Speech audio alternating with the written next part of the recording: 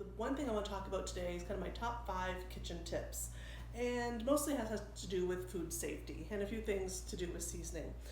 First thing I wanted to talk about was having dedicated cutting boards for things like poultry and fish. You can get blue mats for fish, yellow boards for poultry, and red boards for meat.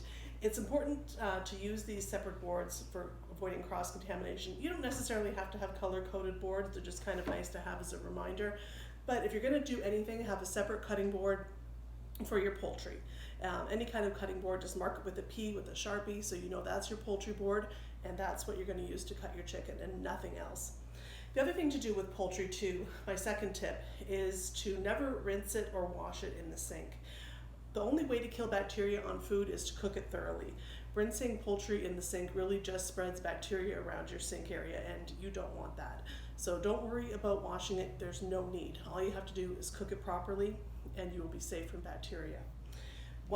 Tip number 3, the way to avoid foodborne illness is to cook your food thoroughly to the correct temperatures, and ensuring that you have the correct temperatures, invest in a proper thermometer. You can get little digital thermometers like this, the probe, and it will tell you kind of instantly what the internal temperature of your food is. Always measure at the thickest part of your food. And you can even get oven probe thermometers like this with a long tether, and you can set a temperature. Say you want your roast to be cooked to 140 degrees if you like it medium rare, or you want to make sure your turkey is cooked to 175 degrees. You set your temperature on the probe and an alarm will go off when your food is ready. So you don't have to worry about undercooking or overcooking. These are a real handy thing to have. My next tip is to, when you're using dried herbs and spices in your cooking, add the dried ones when you're doing the sauteing process. If you're sauteing some onions and garlic, that's the point you want to throw in your dried herbs. It gives them the most chance to release maximum flavor. Conversely, when you're using fresh herbs at the end of your cooking, that's when you want to add them.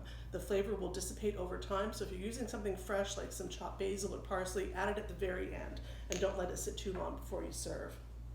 And always taste your food, tip number 5, before you serve. When you're tasting, you might not necessarily need to add salt. Something that you might need to add though is a little bit of acid. A lot of foods could benefit from a little hit of acid at the end. Something like some lemon juice or a little bit of mild vinegar like a cider vinegar or a balsamic vinegar added at the end will give your dish a lift without needing to add too much salt. So always taste first, and then once you've kind of tweaked it a little bit, then reach for the salt if you find it really needs it. Otherwise, try to keep your salt to a minimum. And that's my 5 top kitchen tips. I hope you enjoyed this video series and that you continue cooking and enjoying the recipes I provided for you, and see you again. Bye-bye.